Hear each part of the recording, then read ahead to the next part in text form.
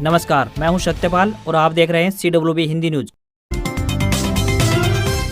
शक संवत 1946 विक्रम संवत 2081 आज माघ मास के कृष्ण पक्ष की द्वादशी तिथि और दिन रविवार है। तदनुसार अंग्रेजी तारीख 26 जनवरी सन 2025। भारत 15 अगस्त 1947 को स्वतंत्र हुआ था तथा 26 जनवरी 1950 को इसके संविधान को आत्मसात किया था, जिसके अनुसार भारत देश एक लोकतांत्रिक, संप्रभु तथा गणतंत्र देश घोषित किया गया। 26 जनवरी 1950 को देश के प्रथम राष्ट्रपति डॉक्टर राजेंद्र प्रसाद ने 21 तोपों की सलामी के साथ ध्वजारोहण कर भारत को पूर्ण गणतंत्र घोषित किया। यह ऐतिहासिक क्षणों में गिना जाने वाला समय था। इसके बाद से हर वर्ष इस दिन को गणतंत्र दिवस के रूप में मनाया जाता है। इस साल 2025 में भारत 76वां गणतंत्र दिवस मनाने जा रहा है। गणतंत्र दिवस पर कर्तव्य पथ पर परेड होती है, झंडा फहराया जाता है और अलग अलग राज्यों की झांकियां निकलती हैं। आप सभी को इस पावन गणतंत्र दिवस के उपलक्ष्य पर CWB हिंदी न्यूज परिवार की तरफ से हार्दिक शुभकामनाएं। सबसे पहले आज की सुर्खियां।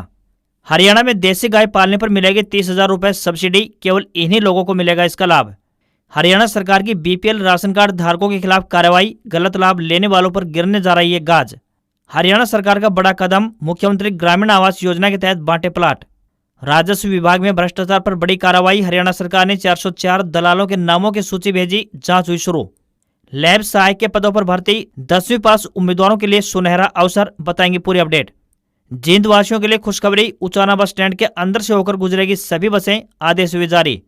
हरियाणा में बोर्ड कॉर्पोरेशन क्लर्क स्टेनो की सैलरी बढ़ी, सरकार ने 21,700 रुपए पे बैंड लागू किया, 1,800 रुपए की बढ़ोतरी।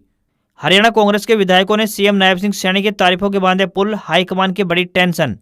हरियाणा में food and supply officer suspend, मंत्री राजेश नागर ने राशन डिपो पर रेड की थी, गेहूं की बोरियों में रेत मिला था। काम में देरी अब पड़ेगी भारी, ठेकेदारों की लेट लतीफी पर सख्त, हरियाणा सरकार किए जाएंगे ब्लैकलिस्ट। हरियाणा के CID चीफ को मिलेगा राष्ट्रपति मेडल, 26 जनवरी यानी आज होगा सम्मान। 8 पुलिस कर्मियों को पुलिस पदक, तो वहीं DGP ने बधाई दी। 139 हस्तियों को पद्म पुरस्कार से सम्मानित किया जाएगा। शारदा सिन्हा समेत 7 को पद्म विभूषण मिलेगा। पंकज उधास, सुशील मोदी समेत 19 को पद्म भूषण से सम्मानित किया जाएगा। और कटरा श्रीनगर वंदे भारत का ट्रायल हुआ पूरा, -10 डिग्री सेल्सियस में भी चलेगी। कोच और बाथरूम में हीटर की मिलेगी सुविधा, फरवरी से शुरू होने की है संभावना। और अब खबरें विस्तार से।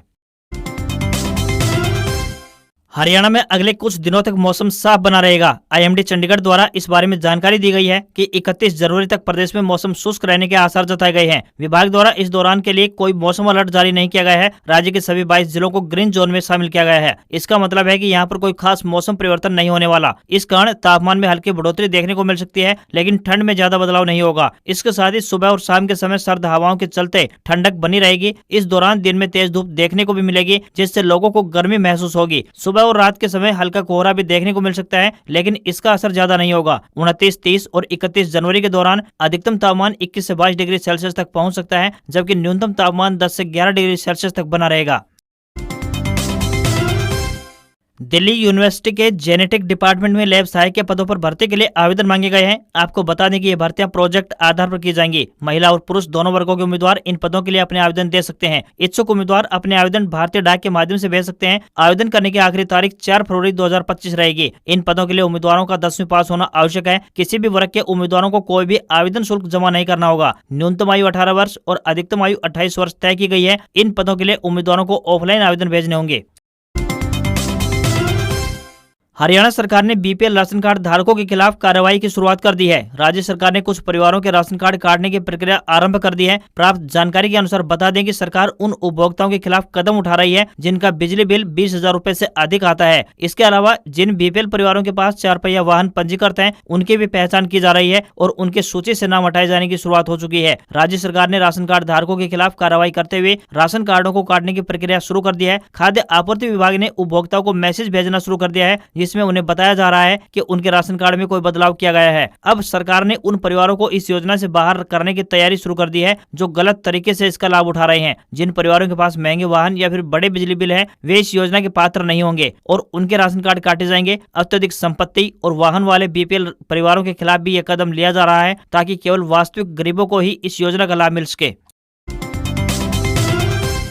हरियाणा सरकार ने गरीब और जरूरतमंद परिवारों को घर देने के अपने वादे को निभाते हुए मुख्यमंत्री ग्रामीण आवास योजना 2.0 के तहत 20 जिलों में 4,533 पात्र परिवारों को आवासीय प्लाट आवंटित किए हैं। मुख्यमंत्री नायब सिंह सैनी के नेतृत्व में राज्य सरकार ने इस योजना को तेजी से लागू किया, जिससे कई गरीब परिवारों को अपना घर बनाने का मौका मिला है। योजना के पहले चरण में बात करें तो अम्बाला, भिवानी, चरखी दादरी, फतेहाबाद, गुरुग्राम, हिसार, झज्जर, जींद, कैथल, करनाल, कुरुक्षेत्र, नारनौल, नूंह, पलवल, पानीपत, रेवाड़ी, रोहतक, सिरसा, सोनीपत और यमुनानगर जिलों में पात्र लाभार्थियों को 100 वर्ग गज के आवासीय प्लाट दिए गए हैं। इस योजना के तहत घुमंतु जाति, विधवा और अनुसूचित जाति के पात्र आवेदकों को भी आवासीय प्लाट आवंटित किए गए हैं। इस श्रेणी में जींद, कैथल, करनाल, कुरुक्षेत्र, पानीपत, भिवानी, फतेहाबाद, रोहतक और हिसार जिले शामिल हैं। इसके अलावा महाग्राम पंचायत बहल के पात्र लाभार्थियों को 50-50 वर्ग गज के आवासीय प्लाट भी दिए गए हैं। प्रदेश सरकार इस योजना को बड़े पैमाने पर लागू कर रही है ताकि कोई भी पात्र परिवार छूट न जाए। मुख्यमंत्री नायब सिंह सैनी ने बताया कि सरकार गरीबों और जरूरतमंदों के लिए प्रतिबद्ध है और यह योजना इसी कड़ी में एक बड़ा कदम है। सरकार का कहना है कि यह योजना आगे भी जारी रहेगी और आने वाले समय में और अधिक पात्र गरीब परिवारों को इसका लाभ मिलेगा।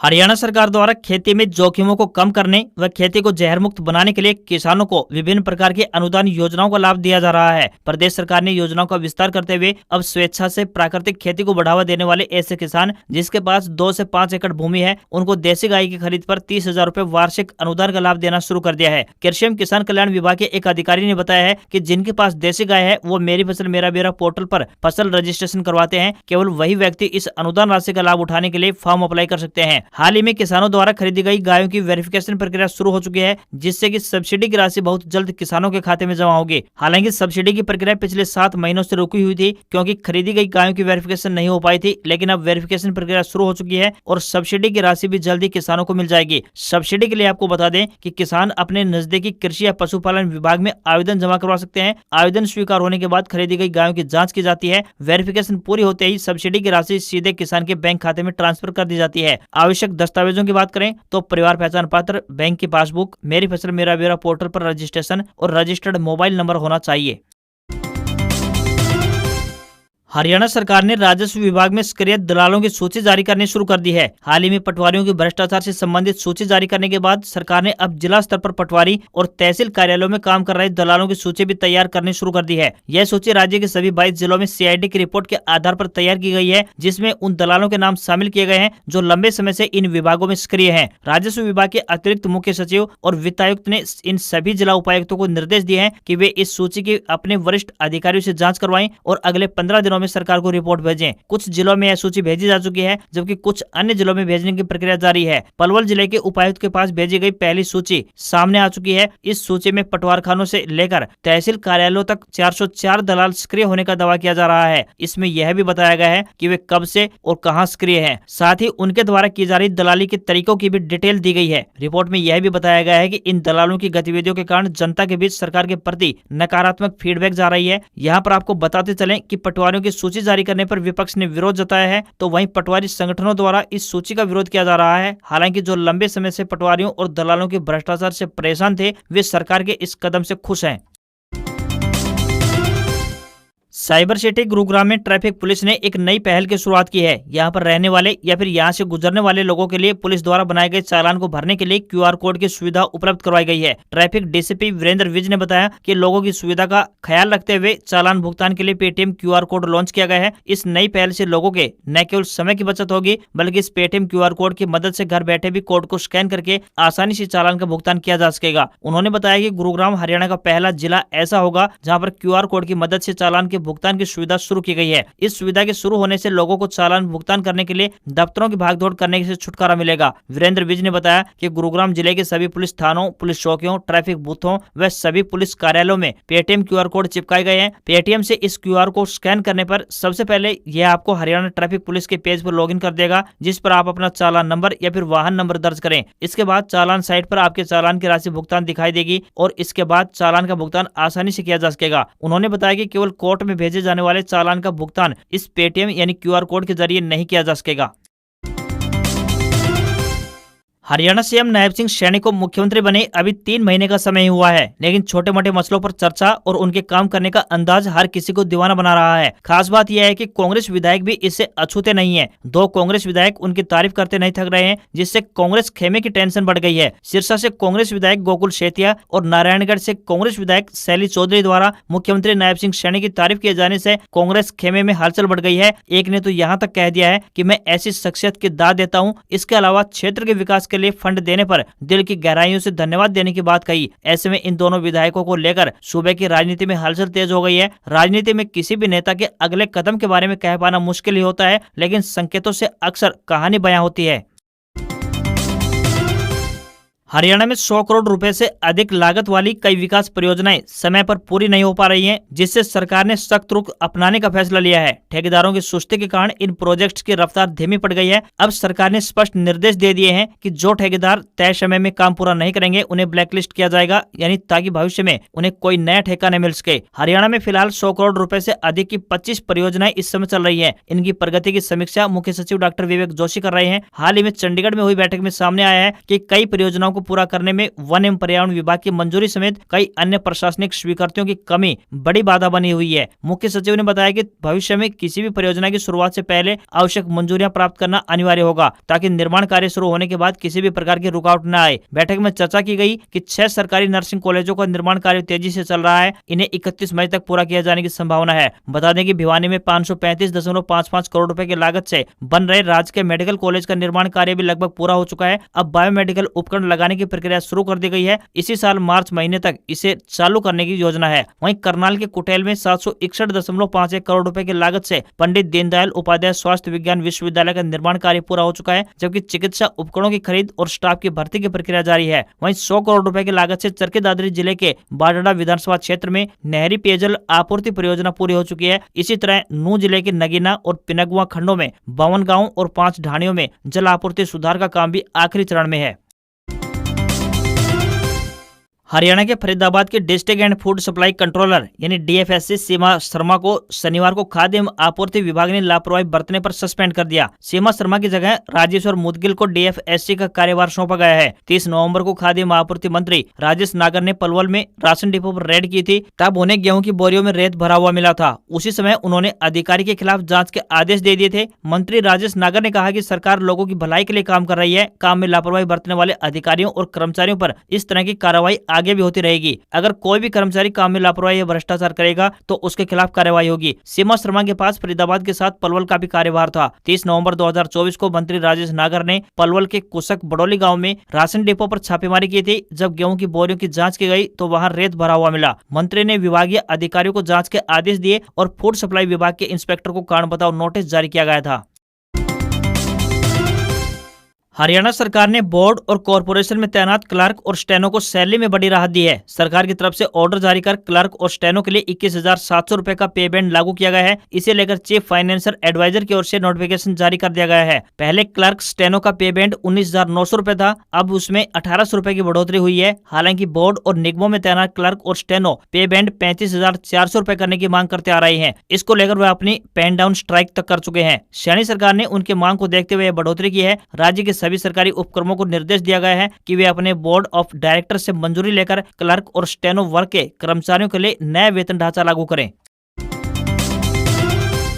गणतंत्र दिवस के अवसर पर हरियाणा के सीआईडी चीफ को विशिष्ट सेवाओं के लिए राष्ट्रपति पुलिस पदक से सम्मानित किया जा रहा है तथा 8 अन्य पुलिसकर्मियों को सराहनीय सेवाओं के लिए पुलिस पदक से अलंकृत किया जाएगा। पदक प्राप्त करने वाले अधिकारियों व जवानों की इस महत्वपूर्ण उपलब्धि पर खुशी जाहिर करते हुए हरियाणा पुलिस महानिदेशक शत्रुजीत कपूर ने कहा कि हरियाणा पुलिस के अधिकारियों व कर्मचारियों के अथक एवं निरंतर प्रयासों को राष्ट्रीय स्तर पर मिली पहचान समस्त पुलिस बल के लिए गौरव का विषय है। उन्होंने कहा कि इस उपलब्धि से पुलिस पदक से अलंकृत होने वाले अधिकारियों के साथ साथ राज्य पुलिस बल के अन्य अधिकारियों व जवानों का भी मनोबल बढ़ेगा। हरियाणा पुलिस की ओर से दी गई जानकारी के अनुसार हरियाणा गुप्तचर विभाग यानी सीआईडी के प्रमुख अतिरिक्त पुलिस महानिदेशक सौरभ सिंह को विशिष्ट सेवाओं के लिए राष्ट्रपति पुलिस पदक से सम्मानित किया जाएगा। हरियाणा पुलिस में सराहनीय सेवाओं के लिए पुलिस पदक से सम्मानित होने वाले अधिकारियों में उप पुलिस अधीक्षक इंद्रजीत सिंह, गुप्तचर विभाग गुरुग्राम, निरीक्षक विश्वजीत, गुप्तचर विभाग चरखी दादरी, निरीक्षक विपिन कुमार, पुलिस अकादमी मधुबन करनाल, उप निरीक्षक मोहन सिंह, टेलीकॉम पंचकुला हरियाणा, उप निरीक्षक Ranveer special task force Karnal, उप निरीक्षक Om Prakash, scene of crime Hisar, उप निरीक्षक नरेंद्र कुमार, मुख्यालय गुप्तचर विभाग, सहायक उप निरीक्षक जगतार सिंह, मुख्यमंत्री सुरक्षा डेस्क गुप्तचर विभाग हरियाणा शामिल है।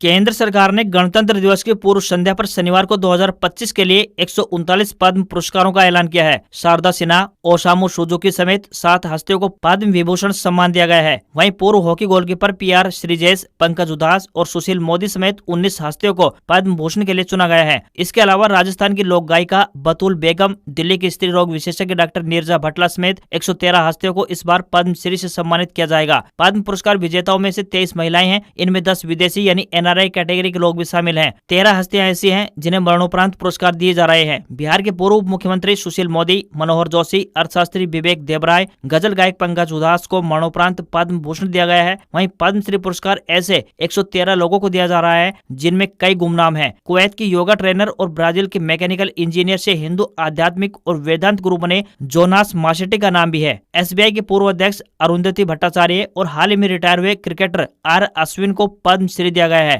बता दें कि देश के सर्वोच्च नागरिक सम्मानों में शामिल पद्म पुरस्कार 3 श्रेणियों यानी पद्मश्री, पद्म भूषण और पद्म विभूषण में प्रदान किए जाते हैं। गणतंत्र दिवस की पूर्व संध्या पर राष्ट्रपति द्रौपदी मुर्मू ने आर्म्ड फोर्स के 93 जवानों को वीरता पुरस्कार देने की मंजूरी दी। इनमें 2 कीर्ति चक्र यानी 1 मरणोपरांत और 14 शौर्य चक्र 3 मरणोपरांत शामिल है। कीर्ति चक्र देश का दूसरा सबसे बड़ा शांतिकालीन वीरता पुरस्कार है। यह 22 राष्ट्रीय राइफल्स के मेजर मंजीत और 28 राष्ट्रीय राइफल्स के नायक दिलवर खान मरणोपरांत को प्रदान किया गया है।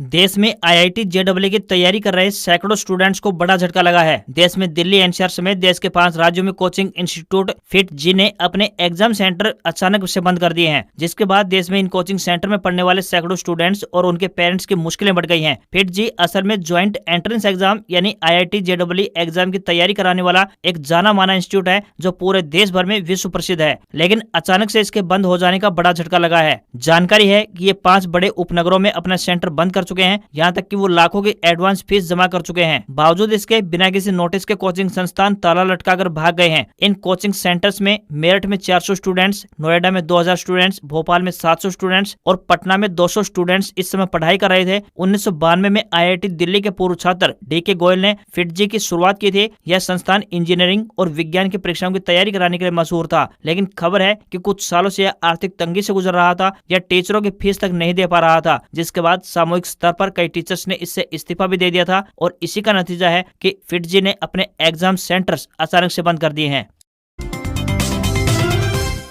इस हफ्ते सोने चांदी के दाम में तेजी देखने को मिली है। पिछले शनिवार यानी 18 जनवरी को 10 ग्राम 24 कैरेट गोल्ड का दाम 79,239 रुपए था, जो अब यानी 25 जनवरी को 80,348 रुपए तक पहुंच गया है। यानी इस हफ्ते इसके दाम 1,109 रुपए बढ़े हैं। वहीं इस हफ्ते चांदी 391 रुपए महंगी होकर 91,211 रुपए प्रति किलो पहुंच गई है। पिछले शनिवार को ये 90,820 रुपए प्रति किलो पर बिक रही थी। वहीं दिल्ली में 10 ग्राम 22 कैरेट सोने की कीमत 75,700 रुपए और 10 ग्राम के 24 कैरेट सोने की कीमत 82,570 रुपए पहुंच गई है। आज खबरों में बस इतना ही। देखते रहिए आपका अपना हरियाणा का सबसे बेहतरीन news channel CWB Hindi news. नमस्कार। इसी आशा के साथ आपका दिन शुभ रहे। एक बार फिर से चलते चलते आप सभी को गणतंत्र दिवस की हार्दिक शुभकामनाएं।